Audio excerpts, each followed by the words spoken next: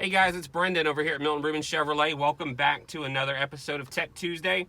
We've had some comments on some of our older YouTube videos. Says, hey, what do I do if I get in my car and I push the start button and the information center says remote key fob not detected?